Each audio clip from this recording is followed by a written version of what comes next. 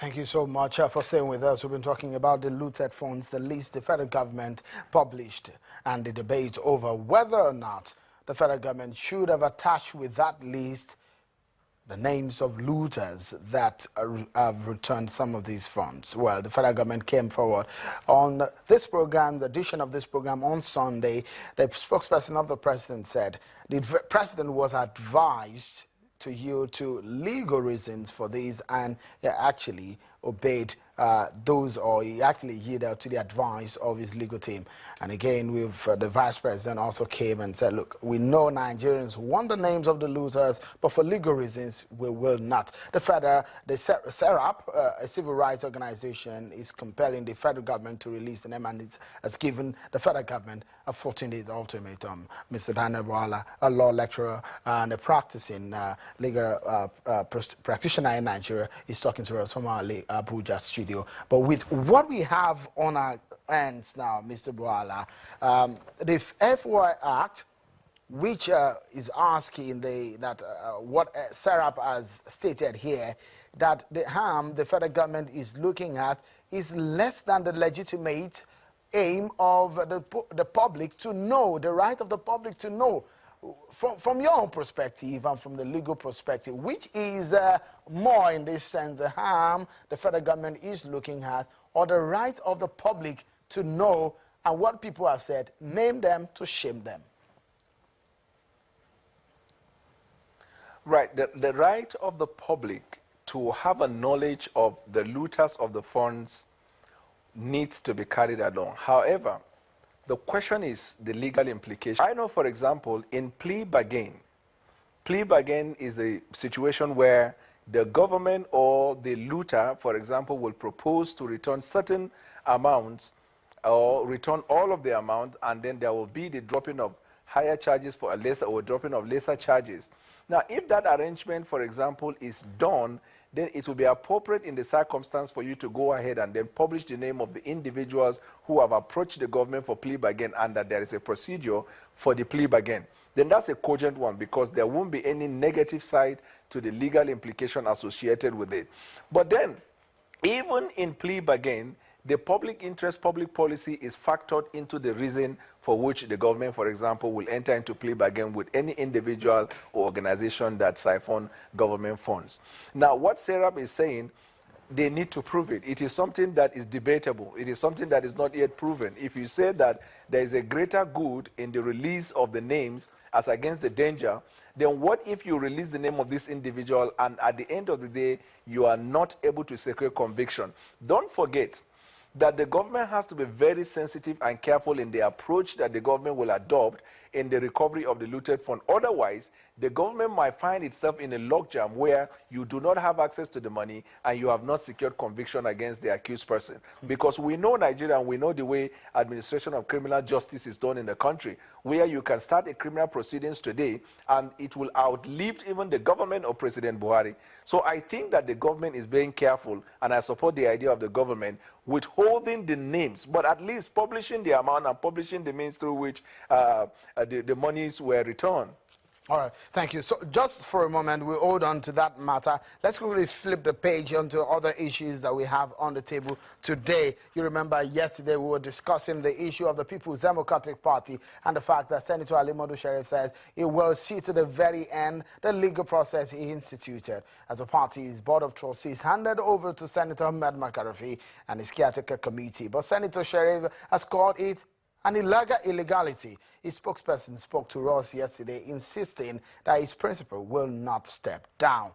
Well, where do we go from here? Or where does the party, the PDP, go from here? Now, let's hear from the other side, as we heard from the side of Senator Ahmed from Senator Ali Modu Sheriff side. Let's hear from the other side. As now joining me in the studio, he's a member of the PDP and a media aide to the governor of Ekiti State, Mr. LERE OLAYINKA. Many thanks for joining us in the studio. It looks so much like your party seems to be in a legal logjam. Senator Ali Modu Sheriff has insisted he will not step down in this matter. Your party is in a battle to save his own soul. Well, he has the right to his own opinion, not wanting to step down. It is his right. It is also the right of the party to choose who will direct its affairs. You see, court don't govern affairs of political parties. There are legal authorities to this. Court don't govern it. Court don't direct it. But the court can influence what happens. Court can influence. Court can intervene. And I want to tell you here, you see, Senator Ademotu Sherif, it is unfortunate that we are where we are today. He's a leader, one of the leaders of the PDP. There's no doubt about that. But the fact of the matter remains that he was appointed or elected to complete the tenure of Alhaji Bamanga Tukur and what is his name again? The person who took over from Bamanga Tukur. Muazu. He was elected, was appointed to complete the tenure of Adamu Muazu. And he was supposed to spend 3 months. It was by the power of the National Executive Council of the party, NEC, that his tenure was extended to May 21, 2016, the day of the convention. In other words, his tenure ended the day of the convention, May 21, by virtue of the decision of the NEC of the PDP. So he has nothing to lay claim to any longer. One. Then two, I had my brother BWALA yesterday also saying that the convention in Port Harcourt was called off by Senator Ademotu Sherif. The chairman of PDP does not have power to call off national convention. Convention was a decision of NEC.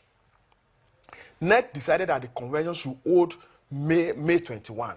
If you are going to call it off, you have to also go back to that NEC. You have to go back to that NEC. And again, you see, if there is nothing to this, forget about we are going to court and all that.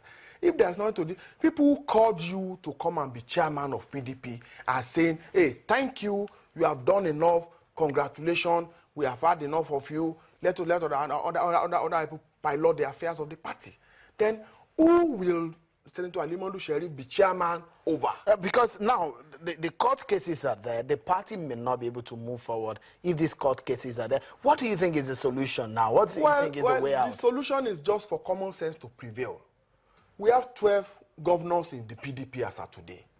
All the 12 governors are in support of the caretaker committee, Senator McAfee-led caretaker committee. We have senators, House of Rep members, or at least the House of Rep, the National Assembly caucus is in support of this arrangement. The BOT is in support of this arrangement. Former governors are in support. And even the former members of the National Working Committees are in support. 9 out of 12 are in support. So is Senator Ademotu Sherif now going to run a National Working Committee of a three-member National Working Committee, including himself, the former National Secretary, and the former National Auditor? Okay, let me quickly take you up on a matter that happened in Abuja yesterday. Some lawmakers in Ekiti went to the National Human Rights Commission and some embassies to petition the NHRC about an alleged travel ban on Governor Ayodele Fayose. Some of the stories that we're hearing is that 2 governors may have had a travel ban imposed on them. Did your governor receive any travel ban? Or how did he get to know? Well, we are dealing with a government that is arrogant. The government of Ekiti State? We are dealing with a federal government that is extremely arrogant. I mean, we are dealing with... Tone down your language, Mr. OLAYINKA. Okay, that does not... That's the government of our own country. We are dealing with a director, a DSS that does not believe in the rule of law in this country. We were in this country when the House of Assembly of Ekiti State was invaded by the DSS. They took Afolabi Akoni to Abuja. He was detained for 18 days. He was at the point of death before he was released. We went to court. We secured a court order for him to be released. The DSS did not even say anything. They did not respond to the court order. Again, after his release. Let's quickly go on a break. You just paused your thought there. Right. When we come back from this break, we'll hear more on that matter and some legal perspectives to it. Join us again.